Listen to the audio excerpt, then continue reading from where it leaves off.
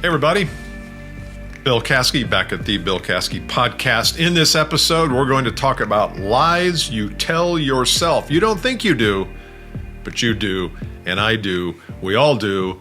That's what we're going to talk about today.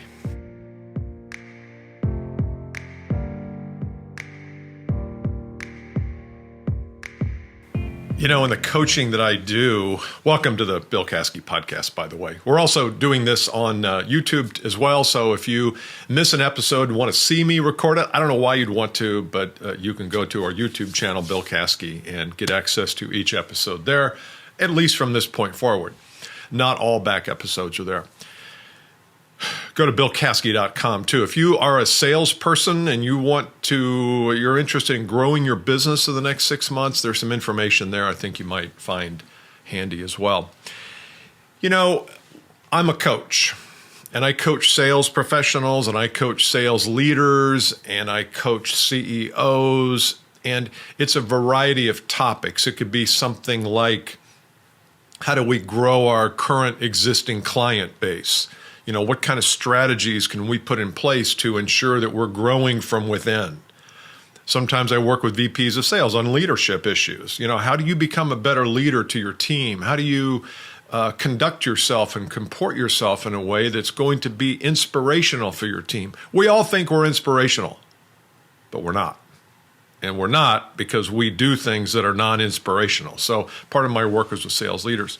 And then part of the work also is with sales professionals. I have a group called the 2X Group, meets on a couple times a month basis. It's with high achieving sales professionals, people who earn 75 to 100,000 and way up from there. But these are all people who come to me wanting to do more, to be more, to have more.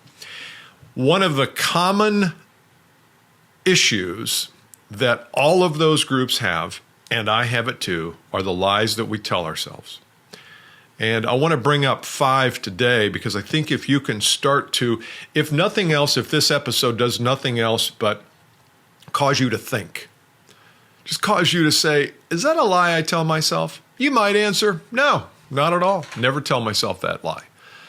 I have a feeling, though, that some of these, maybe they don't come up all the time for you, but I bet they do come up occasionally. So I want you to listen to these, maybe give yourself a grade or a check mark. Yep, I tell myself that quite a bit, or no, I'm good to go there.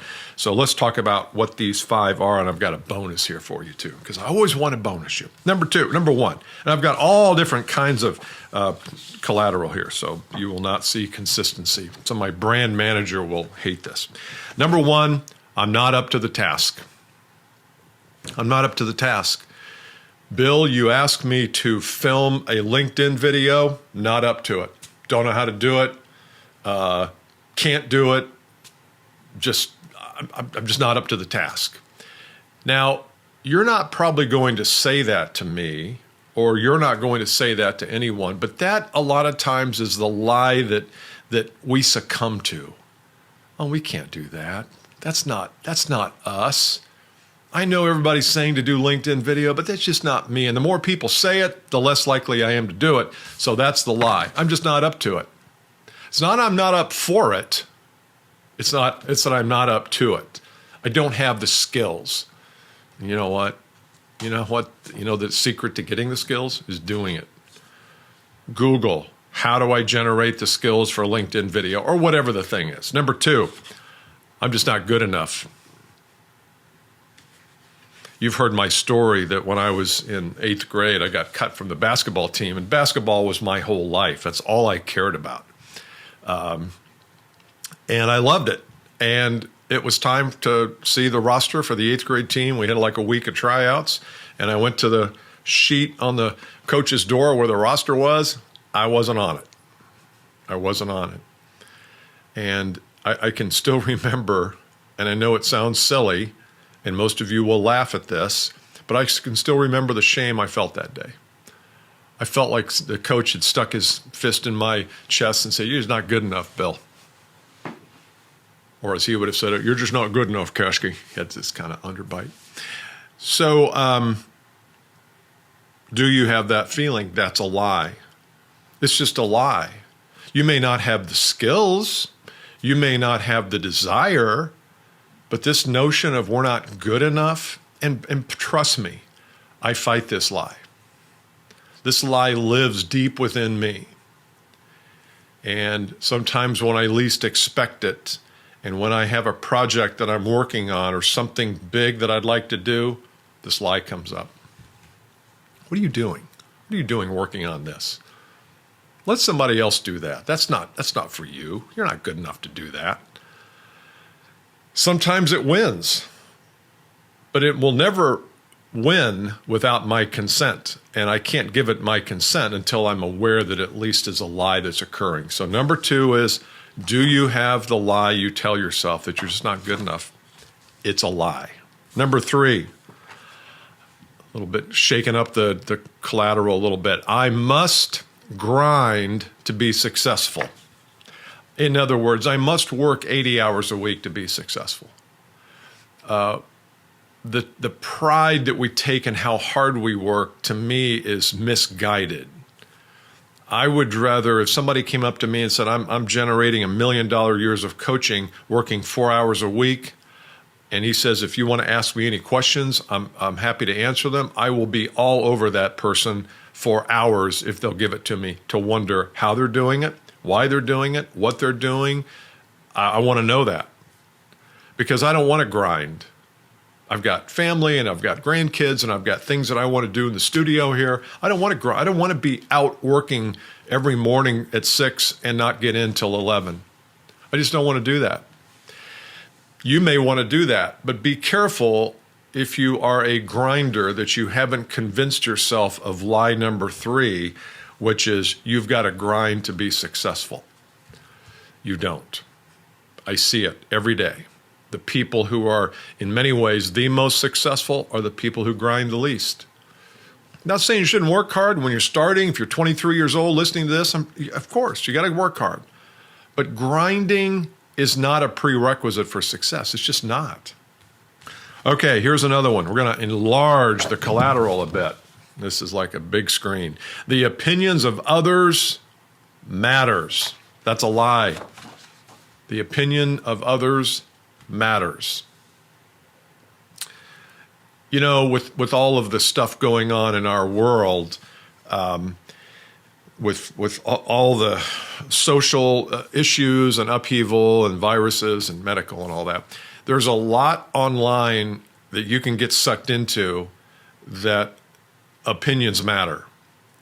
And unfortunately, if you don't have the right opinion about something, could be anything, then you can get canceled pretty quickly.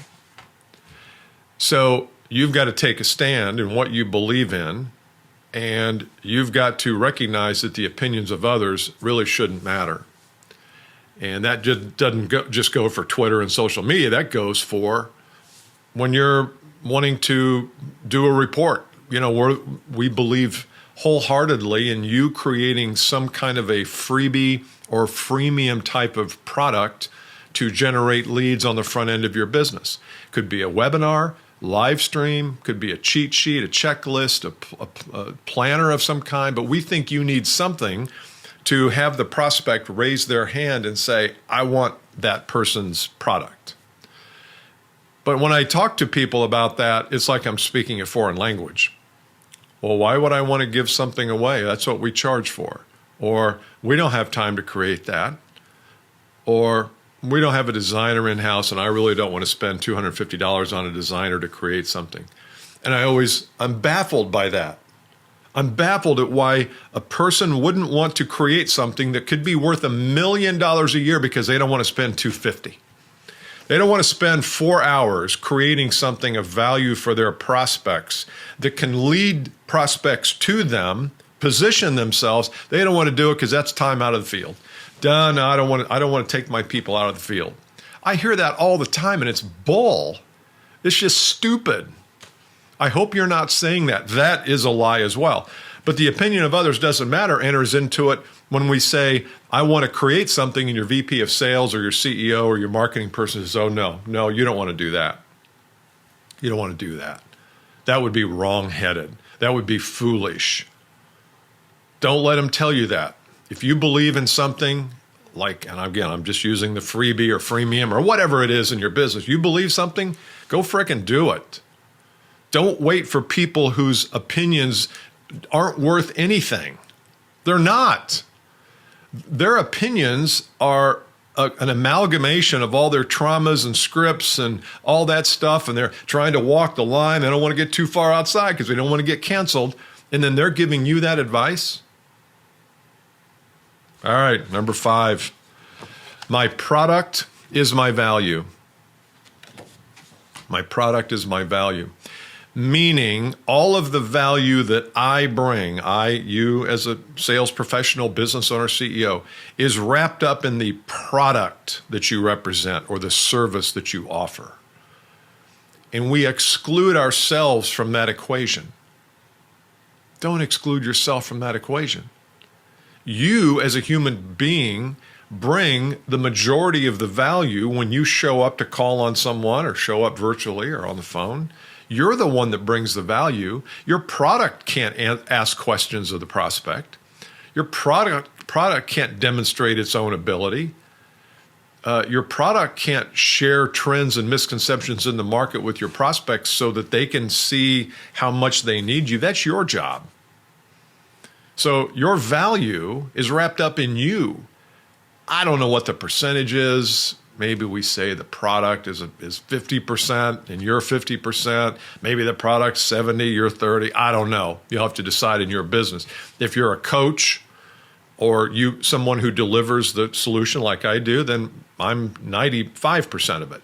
If you're representing dental equipment and you're showing up at dentist practices, then probably the product has a much larger portion of the value, much larger scale of it. But it doesn't mean you don't have it. The more you can infuse yourself in the value equation, and I'm not just talking physically, it could be digitally too, the better.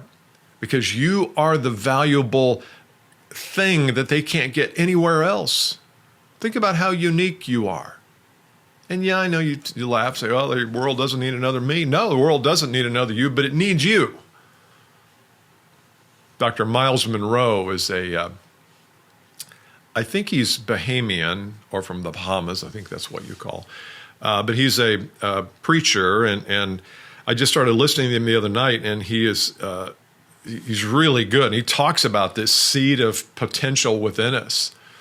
And this seed is waiting and waiting and waiting for us to tap into it. And for most of us, we never tap into it. And I think this gets back to when we show up and we assign all the value to the product and not to ourselves, that's what that's all about. And the last one is the bonus round. People won't pay my price. My price is too high. Now, if you're a coach or if you're a trainer or you're somebody who represents yourself, okay, or if your product is something, it's too high. Price is never the only thing. It is a thing, but it's never the only thing. What are the other things? The distinction you have in your market. If they buy from you versus buy from someone else, what are the distinct qualities and characteristics that you bring that the other person doesn't bring? Again, this is back to you a little bit too, from number 5. The second thing is, what's the economic reason people would buy this thing that you represent or sell? What are the economics around that? We've done a lot of videos and a lot of podcasts around that. We'll probably be doing some more. I will be doing some more because it's only the biggest equation. I'm getting ready to spend $100,000 with you, let's just say. What do the economics look like? Not what's the price. The price is $100,000, let's just say. What are the economics? Well, Bill, what do you mean by economics? $100,000. Well, am I just going to piss it away and just throw it out the window? Or is there going to be anything coming back to me? Oh, no, you'll get something for that. Okay, what do I get? Well, you get 25 social media, blah, blah. You'll get a year's worth of consulting. Okay, what is all that worth?